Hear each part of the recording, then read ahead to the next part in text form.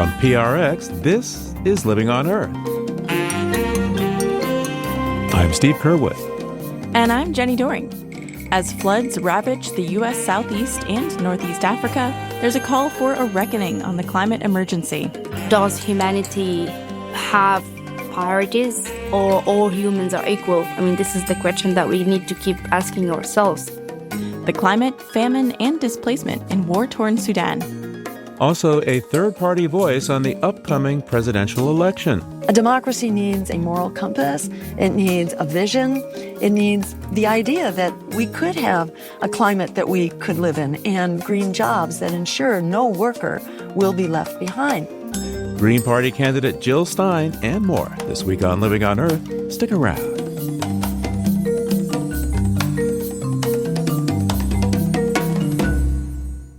From PRX and the Jennifer and Ted Stanley Studios at the University of Massachusetts, Boston, this is Living on Earth. I'm Jenny Doring. And I'm Steve Curwood. It may be weeks and months and even years before we fully understand the catastrophic impact of the super hurricane Helene. Still over water, Helene first flattened many shoreside communities along the Gulf Coast of Florida before it ripped ashore in North Florida and rampaged through 5 more states, leaving many in its path without working roads, power, food, and water. Helene's huge size and speed are linked to increasingly hotter water in the Gulf of Mexico, and a stark reminder that with global heating, weather forecasts based on history are becoming poorer guides to present dangers. Hurricanes have usually weakened when they make landfall, but to the surprise of many, Helene's impact was just as devastating in the inland mountains of western North Carolina as on the Gulf Coast of Florida. Gargantuan amounts of moisture drenched hills and valleys of the region with water that had nowhere to go but down into homes, businesses, roads, and bridges along the swollen rivers and streams. As we record this broadcast, the death toll is nearing 200, with many others still missing, and the final numbers could be much higher. On the line now is Abram Lustgarten, journalist and author of On the Move, The Overheating Earth and the Uprooting of America. Abram, welcome back to Living on Earth. Hi there. Thanks for having me. Abram, what role does climate denialism play in the wake of disasters like Hurricane Helene? I mean, to what extent can communities turn a blind eye here, continue to turn a blind eye here? This is a difficult question for me to answer. I mean, I think politically, climate denialism will make it difficult for certain people in certain places to have a forthright conversation about what has just happened to their towns, to their homes, to their cities. And that's going to make a policy response or a decision about what kind of government response people expect difficult to arrive at. On the other hand, my experience socially and talking to a lot of people through the course of my reporting is that there is an undeniable sense and a real consensus among all types of different political views that the environment around them is rapidly changing and that it's changing in disruptive ways. And I hear this in all sorts of ways. I hear from conservative homeowners on the coast of Florida that they are just surprised to see a flood coming again year after year, that they remember hurricanes from years past, and hurricanes are a normal part of living on the Gulf Coast, but they don't remember them being so destructive and so frequent. And so that might not be a person who is politically supportive of the idea of climate change, but that is an acknowledgement of what we all see happening around us, which is that the present doesn't feel like it's matching the patterns of the past, and that the environmental change is something that people are concerned about. And so in that, I think there's a certain consensus, and Helene and the records that it is shattering will contribute, I believe, to a hardening of that consensus, that we live in a new era. So we don't really know in dollar terms what the economic impact of Helene will prove to be. Those measurements will be taken in the years ahead. But if the insurance risk is $150 billion, a lot of people lost their jobs, lost their livelihoods, are out of work, are seeing the ability to sell their homes really decline. To what extent is the climate emergency a threat to our entire economy, do you think? Well, it's a huge threat to our entire economy. The research alone has already predicted, long before this storm, that climate pressures will create a drag on the national economy. 1.2% of GDP annually per single degree, per 1 degree of Celsius of warming is the estimate that's in published peer-reviewed papers. And those estimates increased dramatically for the most vulnerable parts of the country. So parts of the Gulf Coast, Florida, the counties that are closest to hurricane risk, for example, they're projected to see economic drags of up to 60% of their local GDP. So there's already kind of a baked-in assumption that the effects of climate change are going to make it harder and harder to have a vibrant and thriving economy. And part of what we're seeing when we talk about the costs of a disaster like Helene is, well, part of it is what does it cost to rebuild and to make those people that were directly affected whole?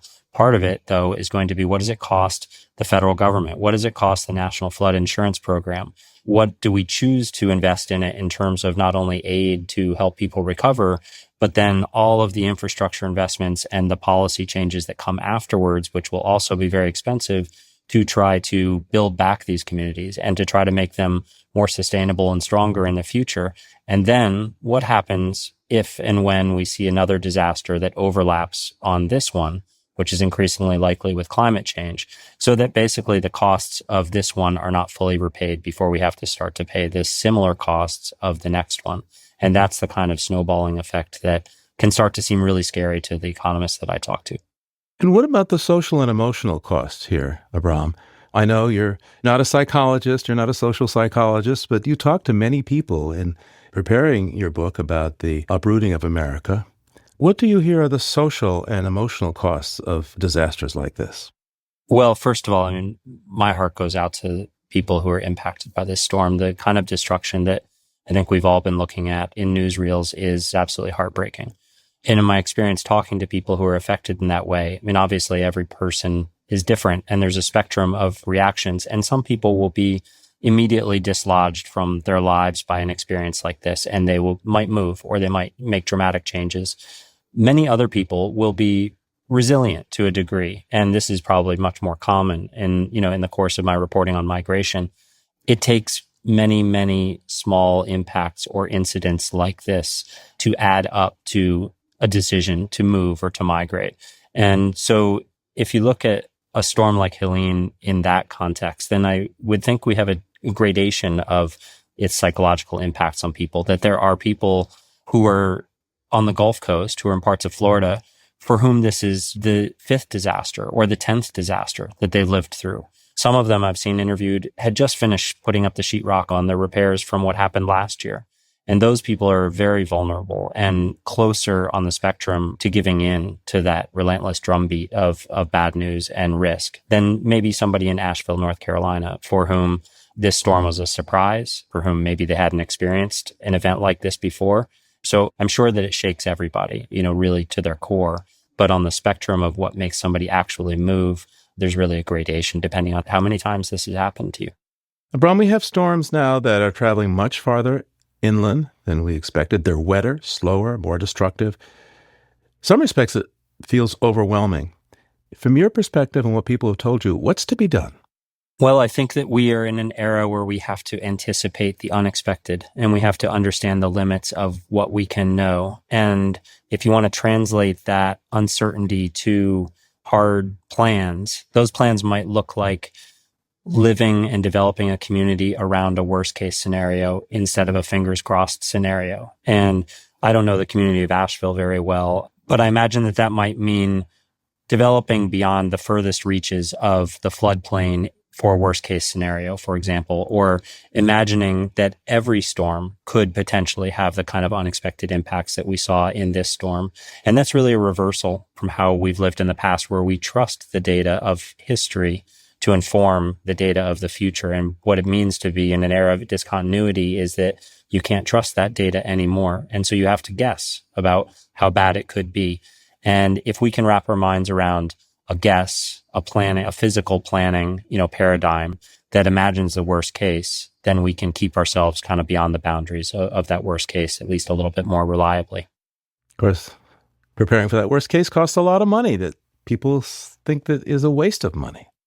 So I talk about this a lot, and it's one of the more depressing elements of the climate adaptation story, I think, for the United States. And that's that the costs of adapting to climate change are going to prove so unfathomably expensive that I don't think that we collectively or that our governments can really wrap their minds around that yet. And the flip side of what that investment will require is what I believe is, the reality, the truth that certain places will never be able to afford that adaptation. And this may be a very long ways into the future, and it depends on the frequency of disasters, but there will become places that are unprotectable, where we cannot afford to rebuild, where we cannot afford to build in the way that is truly resilient because it is too expensive. And we're more likely as a society to spend that money and make those investments in the larger urban places where there's a collectivization of the services and community support for the population that lives there. And so I think that, and we're trending into like science fiction, realm here, or at least my imagining of the future. But when I try to imagine what a community that is failing on the far end of this transition looks like, the researchers that I talk to tell me to expect the disappearance of publicly provided services like garbage pickup, like 911 service and emergency services, and like the availability of insurance and those sort of basic community fundamentals first. And that might follow the decrease of a tax base that dwindles as the population shrinks, which also precipitates a drop in the quality of schools and a drop in the quality of infrastructure. So all of these things start to sort of self-perpetuate and spiral downwards. And then once you lose that consistency of services and economic stability, I think of it as communities kind of de-evolving back into, I guess, what we would call a rural state, where eventually you have people who have to be self-sufficient and self-dependent in order to live there. So, Abram, what are the odds that Helene might just prove to be a tipping point for awareness of the growing risk from climate disruption in this country, and that there'll be broader acceptance in taking steps to both reduce our emissions and also to adapt to the effects of the emissions that have already been made? I think there's a good chance that Helene alters the conversation. It depends in part on how that conversation is framed in the coming days and in the coming weeks, and whether we discuss what's happened in the context of climate change, and whether the attribution science comes out and says that Helene was significantly influenced by climate change. I mean, all of those things will steer this conversation. But I think that there's no doubt that the frustration and danger and horror experienced by so many people, particularly on the Gulf Coast, is reaching a saturation point of sorts that I would expect to change the conversation around climate change.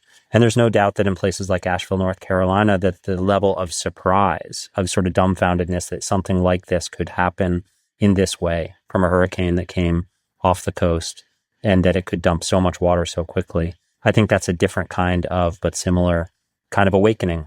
And absolutely, there will be fresh conversations in those parts of the country about whether this was climate caused and what that means if you're trying to imagine this happening repeatedly, what that means for your life and your future. And those are the seeds then for what will translate, one would hope, to offering political support for climate action, or supporting changes in lifestyle and behavior and consumption that lead to lowering emissions and so forth.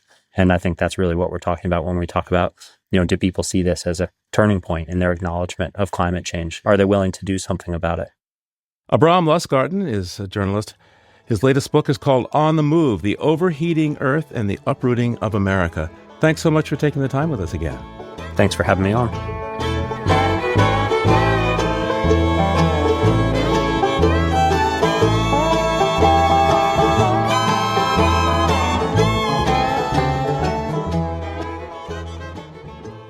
Coming up, Green Party candidate Jill Stein says neither her Republican or Democratic opponents are taking the climate crisis seriously enough. That's just ahead on Living on Earth. Stay tuned. It's Living on Earth. I'm Steve Curwood. And I'm Jenny Doring.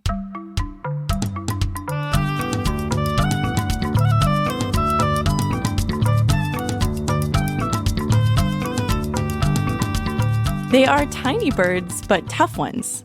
And they're flying against the trend of wildlife moving toward the poles as the planet warms, as Mary McCann tells us in today's Bird Note. Want to see one of the blazing thunderbolts of the bird world? Smaller than a pigeon, but fierce enough to knock one from the air, are the powerful compact falcons known as merlins. While global climate change is pushing ranges of many birds farther north, merlins are actually expanding southward. Merlins nest in northern forests around the world, but in recent years, more and more merlins have been nesting farther south, in towns and cities across the northern United States. These small falcons will take over old crow nests, especially in conifer trees, in parks, cemeteries, and neighborhoods. No one knows precisely why, but part of the answer may lie in a rebound of merlin populations since the banning of pesticides like DDT. And it's a reminder that bird behavior may be more flexible than we sometimes imagine. Merlins reach their peak southward migration in October, although some, like those in the Pacific Northwest, remain year-round. Most scatter to the south for winter. Some travel as far as Ecuador. With any luck, you might see these adaptable, pint-sized thunderbolts in your neighborhood. I'm Mary McCann. For pictures, soar on over to the Living on Earth website, loe.org.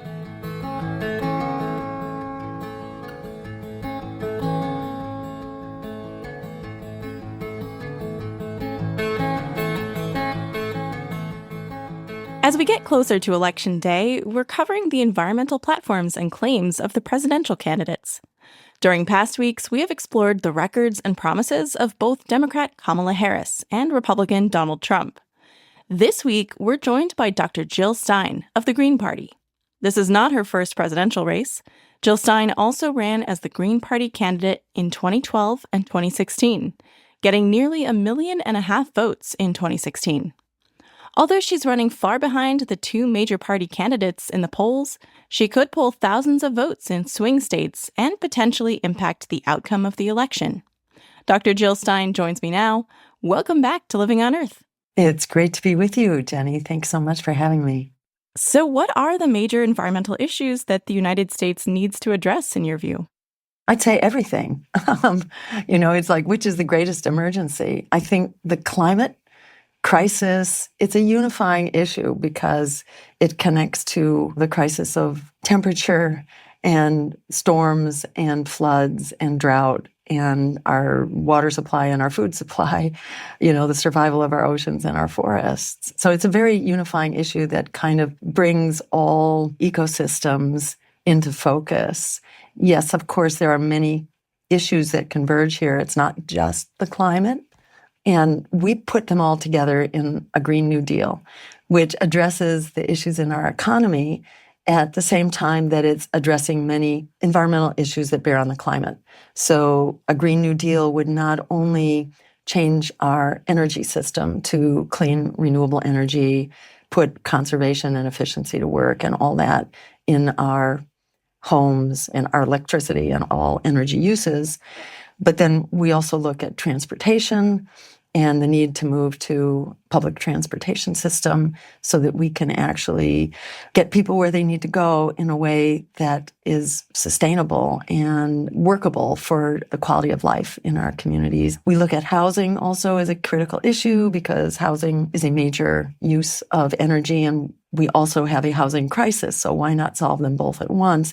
And on agriculture, we need sustainable systems of agriculture that can endure the very trying conditions of the climate crisis, but which also don't contribute to the climate crisis the way that our current agricultural system does. So all of those are kind of key needs. If we're going to solve the climate crisis, we also have to solve these other issues. Now, this is not the same as the Green New Deal that many people have heard about. You call yours a real Green New Deal. What's different? So the other one that people have heard about is a knockoff from this. So this was launched in 2010 in New York by Howie Hawkins, running for governor at the time, and it was adopted by many other green campaigns in this country. But before that, it originated in Europe with the European Greens. And it really calls for a emergency phase out of fossil fuels. The Green New Deal put forward by AOC and Senator Markey doesn't phase out fossil fuels. It just increases the supply of renewable energy, which is good. That's like a first step. But the climate actually doesn't care about renewable energy. The climate cares about fossil fuels and CO2 production and greenhouse gas production. So it's not really a Green New Deal unless it is phasing out on an urgent basis the production of fossil fuel energy.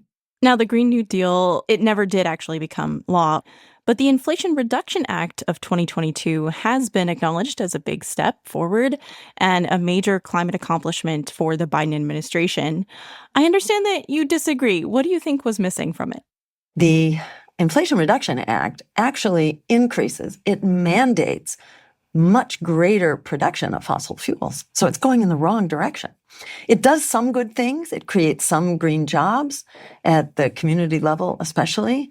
But the net balance is drastically in the wrong direction. You may recall that Joe Biden ran for office saying that there would be no sales of public lands for fossil fuel extraction. Well, the Inflation Reduction Act, unbeknownst to most people, it requires that millions upon millions of acres of offshore water be auctioned off before any major renewable projects can be built. And the same is true for onshore. There need to be 2 million acres auctioned off every year. So it essentially mandates huge increases in fossil fuel production before any major progress can be made on renewables. So in my view, that's definitely a huge strike against the Inflation Reduction Act.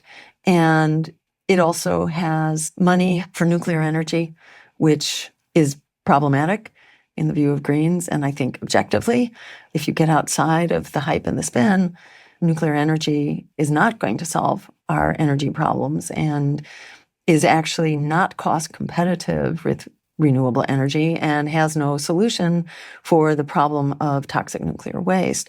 So on many counts, this is not the direction that we need to go in. Well, I mean, I imagine that the people involved in passing it and President Biden himself might argue that, we had to make some compromises. Overall, does a wonderful job. It's not perfect, but we had to work with Senator Joe Manchin to get his vote.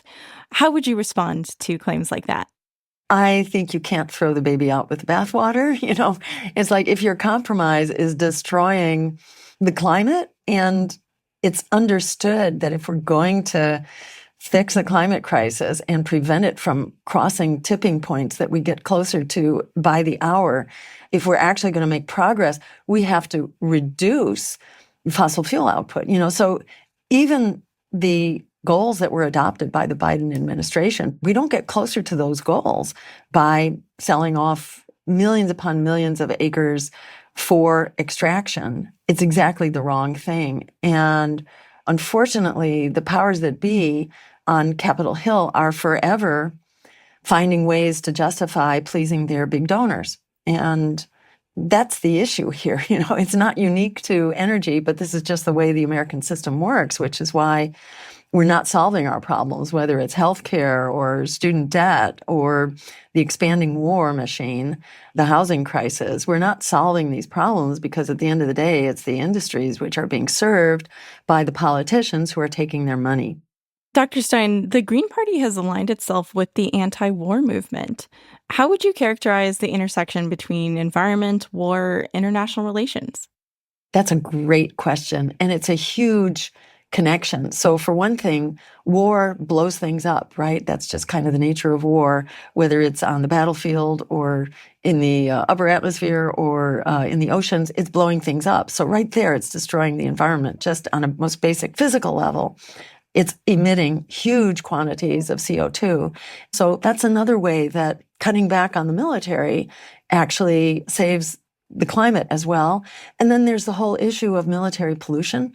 The PFAS epidemic that we're dealing with right now, where every one of us has detectable levels of PFAS in our bodies, and we don't know what the safe level is, if there even is any safe level whatsoever.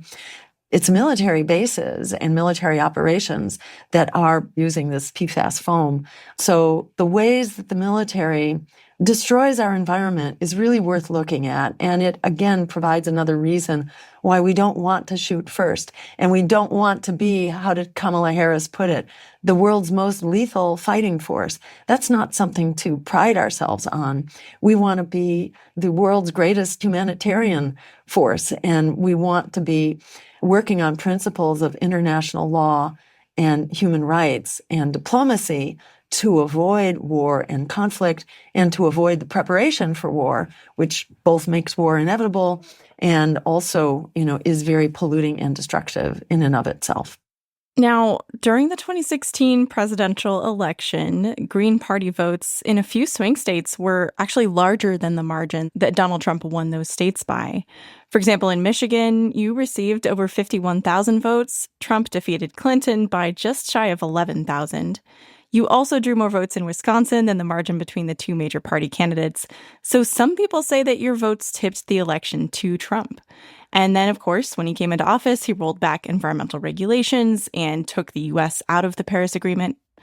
How do you respond to those who say that voting for you in a swing state could result in a similar outcome in 2024? So let me say it's a very flawed analysis, and I can tell you why. It's a concocted mathematical model which doesn't work because, and let me speak to that point first, and then we can address the other issues. But first of all, the biggest factor out there in the voting population is those who don't vote. In 2020, it was 1 out of every 3 eligible voters. It was even higher in 2016 when I was running. So there are huge numbers who've already voted with their feet, and they say, we reject the system. We know that people who voted Green were largely coming from the non-voting pool. So what third parties largely do is give people a reason to come back in and vote.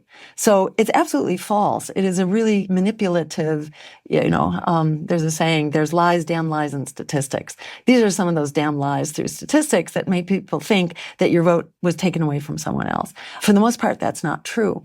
But let me just back up from that to also say that's what elections are about. Elections are about winning votes.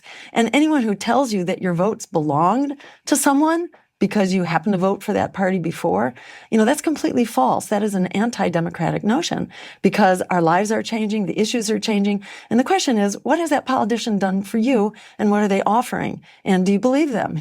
These are the questions here. This problem of potential vote splitting, that maybe there's a progressive group of voters and they could be diverted among candidates. That is a problem that has long been solved. It's called ranked choice voting, which Greens have been promoting ever since we've been in the political process. We've always been saying, would you please just pass ranked choice voting? And it's been passed in something like 27 municipalities. It's a great system. The Democrats, in fact, adopt it, but only for their primaries because it avoids any potential for vote splitting and it ensures that no one is ever going to get elected without a majority. And it ensures that you're never throwing away your vote on a candidate who doesn't have the momentum to actually make it into office because the way it works is that your choices are ranked. That's why it's called ranked choice voting. So you could say, I want to vote for this underdog, Ralph Nader, say, and Al Gore would be my second choice. That way, if Nader didn't win that election, your vote would be automatically assigned to Gore if there wasn't a winner prior to a runoff. If somebody already has a majority, then you don't need the runoff, and the vote having been split doesn't matter because somebody has a majority, and what's left outside of the majority wouldn't win the election anyhow. So it kicks in when it's needed, and it ensures that the vote will never be split, and it ensures that you can go ahead and vote your values. Because right now, people are generally voting against who they hate the most instead of voting for what we want. And that's no way to run a democracy. A democracy needs a moral compass. It needs a vision. It needs the idea that we could have a climate that we could live in and green jobs that ensure no worker will be left behind. Dr. Jill Stein is the presidential nominee for the Green Party. Thank you so much. Thank you so much, Jenny. Good to talk.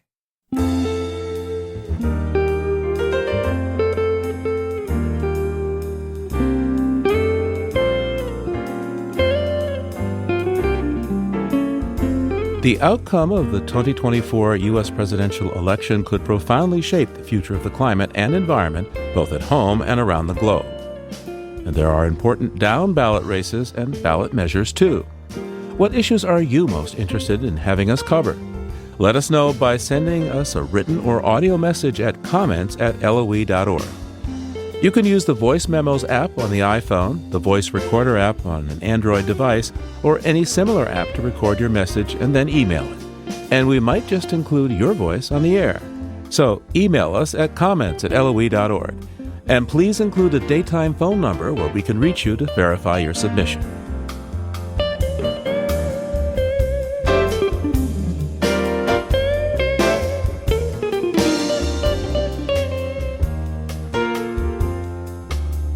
After the break, a Sudanese climate activist describes the human tragedy unfolding in her country amid war, floods, and famine.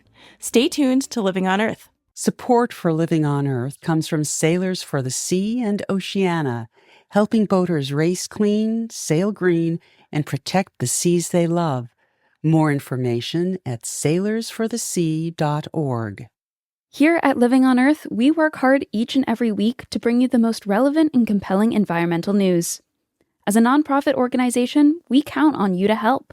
Listener support is key to sustaining the environmental news gathering and reporting that you rely on. Please consider doing your part to support Living on Earth. A monthly donation is the very best way to ensure LOE's work continues week after week. To make your pledge of support, go to LOE.org and click Donate. And thank you for helping to keep LOE's nonprofit environmental media going strong. It's Living on Earth. I'm Jenny Doring. And I'm Steve Kerwood. Sudan in northeastern Africa is one of the world's most climate-vulnerable nations, often grappling with deadly rainfall and flooding, as well as devastating droughts. It has also been torn by war, off and on, for decades. Since 2023, when two rival generals launched the most recent armed struggle for power, according to the UN Refugee Agency, more than 7 million Sudanese out of a population of 50 million have fled their homes. These internally displaced persons, or IDPs, inhabit camps where many bake in heat waves of 128 degrees Fahrenheit and fall prey to disease, violence, and starvation. And another 2 million or so Sudanese have fled over the borders to Ethiopia, Chad, and South Sudan, where conditions can be just as bad. Trained as a physicist, Nasreem El-Saim is a young climate activist and was co-chair of the UN Secretary-General's first Youth Advisory Group on climate change. In the summer of 2023, as fighting escalated, she was forced to flee Sudan along with her then 9-month-old son. She is presently based in Berlin, Germany. During the opening of the General Assembly of the United Nations and Climate Week in New York City last month, Nasreen spoke with me about her call for humanitarian aid for Sudan and the region. Please be aware our discussion contains events and conditions you may find alarming, including mention of sexual violence. Nasreen, tell me, what are some of the ways the climate crisis has worsened the situation for everyday Sudanese? In general or after the war? Take your pick. Okay, so let's start from what's very recent and then go back. So Sudan is a big country, as you may know, and we have 18 states. 14 states are experiencing ongoing clashes, and people had to flee to either neighboring countries or other states within Sudan. So out of 18 states, only 4 states doesn't have ongoing clashes and like air shelling and gun firing and stuff like this. So a lot of Sudanese took them as shelter.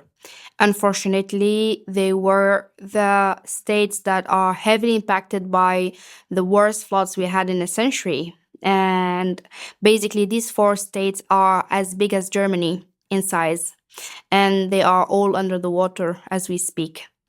And it's very, very devastating because 27 villages disappeared, like melted, like salt or sugar in water melts. Because the area is a very dry, very desert area, actually. So most of the house materials they build the houses with is mud and sand. So when the water comes, it was just like putting a cotton candy in a water. This is exactly how, really. So, and this, of course, results 1 million more to add to the crisis of 12 million IDPs and refugees already because of the war and the ongoing clashes. But I think the most devastating is that a lot of the IDPs camps were actually flooded. So people had to flee for the second time, sometimes for the third time, losing everything all over again, moving to a new place all over again. And this made a lot of people extremely vulnerable and extremely traumatized. I think the last but not least, the burden that comes with floods, waterborne diseases, and of course the health system is collapsing because of the war. Already 80% of the hospitals in Sudan are out of the service because of the shelling and because of the fighting. So now the government declared cholera. Unfortunately, we have more than 500 cases who passed away due to cholera. And in Kassala, which is in the eastern region of Sudan, one of the isolation camps for people who have cholera was actually flooded. So just since 2021, and then the long history that you alluded to, how has the situation related to the climate emergency worsened over the last decade or so? So basically, we used to have floods every 20 to 15 years minimum. And people used to be named after the floods because it was really rare. So they say X was born in the year of flood. Now, I think we experienced a very bad floods in 2013, another very bad floods in 2018, and another catastrophic floods in 2020, and now in 2024. So it's more current. And instead of having a lifespan of 20 or 25 years between floods, now we have it every 3 or 4 years maximum. This is one side. The second side, of course, the issue of climate change, peace and security, and how can climate change trigger conflicts in Sudan is not new. I mean, the first time there was a systematic integration of the two issues was with the war in Darfur, when the previous Secretary General Ban Ki-moon said that the war in Darfur is actually the first war in the new history that is climate-driven. And then, of course, we know that the war in Darfur did never actually finish, and they are the root cause of a lot of what's happening right now in Sudan. So, yeah, and if you really dig deep to the root causes of that war, it's basically conflict between farmers and pastorers over natural resources, because nothing is enough for the people anymore. And Sudan, of course, is not the only country. Most of the Sahel region, like Lake Chad and the Congo Basin, a lot of communities in these places are witnessing a very rapid losses of resources, and it's making their lives really, really harder. Of course, now in Sudan, having a temperature of 52, 53 Celsius in the summer is very normal, to the point that people even don't stop. They just continue their life normally. How do you deal with a temperature like that? I think we have a dragon grandfather. Really, because for me, even when I see people in the street walking and using public transportation, smoking and drinking tea in the sides of the street, I was like, "Oh, I don't know. I really think maybe we have a dragon ancestor." Global leaders came to New York to talk about climate change. What does the outside world need to know about the humanitarian and climate crisis that the Sudanese people are facing right now? Well, to be honest with you, I think there is a fatigue, international fatigue, in terms of doing something about the current problems. I think people are overwhelmed, and not only people, I'm talking about governments, I'm talking about private sector. I mean, the whole international community is overwhelmed with what's happening in Ukraine and what happened before in Libya and Yemen and Syria. And there is a lot of conflict coming over and over very quickly after each other. And I mean, we are witnessing the worst era since the World War II when it comes to how many conflicts we have around the world. And of course, the catastrophic genocides in Gaza and so on. But then, does humanity have priorities, or all humans are equal? I mean, this is the question that we need to keep asking ourselves. So you mentioned the catastrophic genocide in Gaza, and to a certain extent now the West Bank even. About 40,000 people have estimated to have died there. What's been the death toll in Sudan? 52. So more people dying in Sudan. Definitely. We have bigger population. We have bigger land. I think the only thing that makes the situation in Sudan 1% maybe better than the situation in Gaza is we had borders to escape to, while people in Gaza did not have it. But in terms of the number of IDPs and refugees, 12 million until now, which is the biggest internationally. Stage 5 famine, number of victims is bigger. The intensity of violence is also somehow bigger. And also there is something that is very against the human rights and a huge violation of humanity, is that in Sudan there is a tradition of systematic rapes. So they actually use rape as a weapon in the wars, not like only bullets and killing. And this leaves like a whole generation of young females totally devastated, not only them, but their families, and they don't have a future. And yeah, I think as a woman, I prefer to be killed than to be raped. When was the last time you were in Sudan?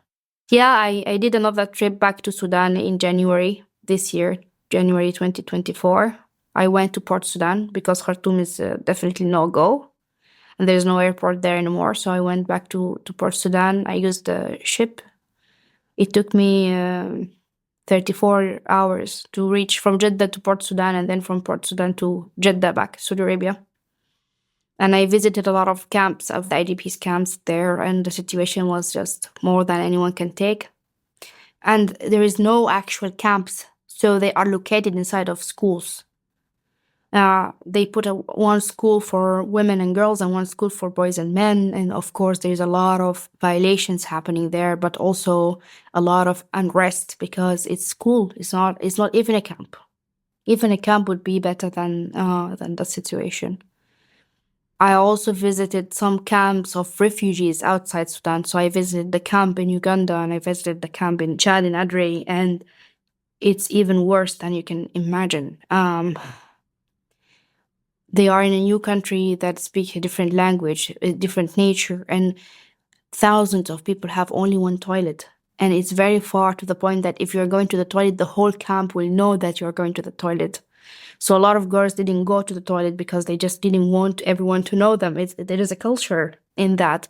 And a lot of urine infections and a lot of kidney diseases start to show because they are just simply holding their pee without going to the toilet. But if you risk going to the toilet at night when no one is looking, then you get raped because there's no lights in the way to the toilet and there's no security. So anyone can do anything without really someone even knew who that person was. So there was a lot of rape cases in the camps in a lot of places. Somebody listening to this now is horrified and at the same time wondering, how does this link back to the climate emergency that we're in now? How does that aggravate, add to, make these horrible things more possible because the climate is being disrupted? Definitely. One of the biggest solutions to climate change is renewable energy. And it's also one of the biggest solutions for the suffering of a lot of people. A lot of people have malnutrition, not because they don't have something to eat, but basically because they don't have something to cook with. So we're trying to introduce solar cookers for these people. Lighting, which is a huge problem. As I told you, there's no lights to the road for the toilet, so a lot of young girls get raped. And solar torches and solar lights is very much doable. The idea with solar energy and why it works very much in such contexts is that it's so decentralized. So it doesn't have to have a government or a grid or anything. Anywhere can use it. And there's a lot of sun. I told you we reach 54 degrees sometimes Celsius in summer. So there is a lot of solar radiation. So I think the suffering of Sudanese people currently is from climate change, but from the conflict. But the answers that fix the climate change problem could actually also fix the conflict and the war problems. Not all of them, but at least make the life of these people at least 1% better. Your focus is on youth as key actors for climate adaptation. Talk to me about the role that the youth of Sudan and elsewhere in Africa and around the world can play to help alleviate the impacts of climate disruption. I think the first and the biggest role that young people are trying to do right now is to raise the awareness of the problem itself, to make their communities aware that something like this is happening and maybe help them to adapt. Because climate change is a problem. But if you don't know that the problem exists, then how can you even think of a solution for it, right? So I think this is the first, maybe very obvious role of young people. But the one that I think a lot of people don't talk about or neglect is that the young people are the first respondents when a climate crisis happens. They are the ones who rebuild their communities. They are the ones who are easily communicating and easily organizing and easily reaching others to really help them. And in Sudan is not different.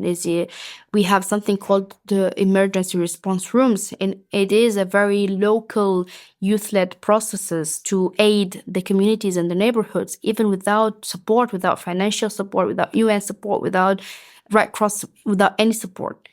And it was the same in the times of the floods all over the different floods I attended, like 2013, 2018, 2020. Yeah, they had something called Nafir, and it was a basic... Nafir in the Sudanese context mean collective action. This is the local word of collective action, Nafir. And Nafir was a very famous program where volunteers from all over Sudan did amazing work. People sometimes volunteer their cars if they don't have time, like 4x4 cars where they can go into the mud and the water just to deliver things.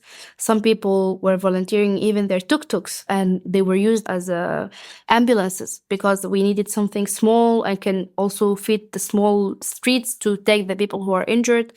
Some people were donating money, some people were on the ground themselves, and it is not different. A lot of African countries having the same. The people in the Sahel region, especially in Burkina Faso and in Chad and in Mali, are doing the same with their communities, planting trees to reduce the impacts of the desertification, trying to communicate about plastic pollution in Ghana and in Senegal and all of the coastal cities and coastal countries, planting even more trees in Kenya, fighting biodiversity losses in Tanzania. I can go more and more. The energy, the aspiration, the drive for change that young people have, not only for climate change, but for all of sorts of issues, is always marvelous. Indeed. Nasreen, you're passionate about your demands for global action on climate disruption. So what do you see as the signs of hope or optimism in your campaign? Well, if I have to be honest, I don't see any signs for hope, but I am also in a position where I don't have the privilege of losing hope. So for me, hope is not about the signs that others shows for change, but about my inner drive and about the issue being still there. And I'm not a pessimistic, but when I say there is no signs, I'm talking about the current situation and the very obvious behaviors by world leaders, for example. We are heading into 3.4 Celsius in terms of global warming. But remember, the Paris Agreement goal was 1.5 degrees, 2 degrees Celsius in the worst case scenario. And even with 1.5, Africa will lose at least third of its resources, natural resources. And with the 2 degrees, we lose more than 80% of our resources. So now we're going to 3.4. And this is something not even imaginable, at least from my side of view. They are talking now about loss and damage, but losses and damages are already too late, right? They are talking about adaptation to climate change. It is very important, but you can only adapt until a certain point.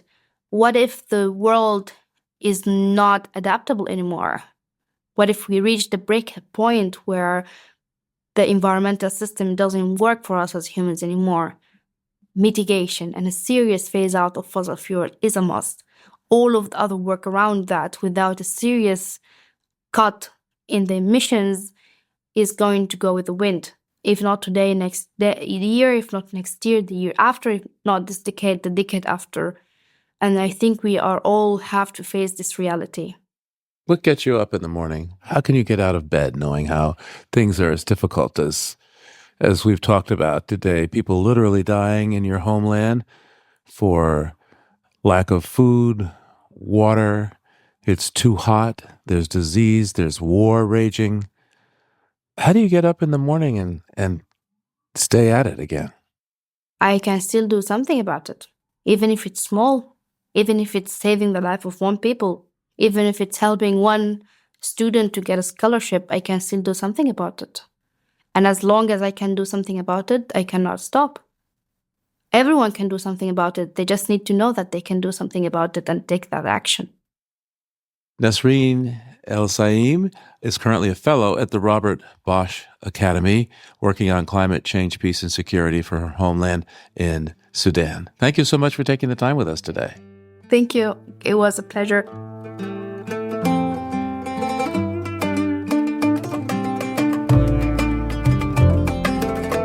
Next time on Living on Earth, people with physical disabilities can explore new terrain thanks to off-road wheelchairs. And it just completely opened up my world. I think we all gain a lot from being outside in nature. How accessible trails, adaptive wheelchairs, and nonprofits are helping people of diverse abilities enjoy the outdoors. Next time on Living on Earth from PRX.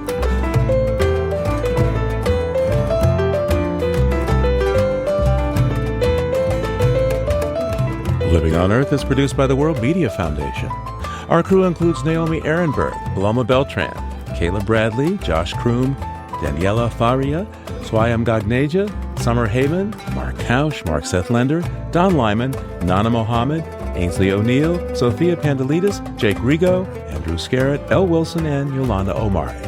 Special thanks to interns Shanze Asif and Karen Elterman for all their hard work and good cheer. Tom Tiger engineered our show. Allison Learstein composed our themes. You can hear us anytime at LOE.org, Apple Podcasts, and YouTube Music. And like us, please, on our Facebook page, Living on Earth. We tweet from @LivingOnEarth and find us on Instagram @LivingOnEarthRadio. You can also write to us at comments@LOE.org. I'm Jenny Doring. And I'm Steve Kerwood. Thanks for listening. Funding for Living on Earth comes from you, our listeners, and from the University of Massachusetts, Boston, in association with its School for the Environment, developing the next generation of environmental leaders, and from the Grantham Foundation for the Protection of the Environment, supporting strategic communications and collaboration in solving the world's most pressing environmental problems. PRX.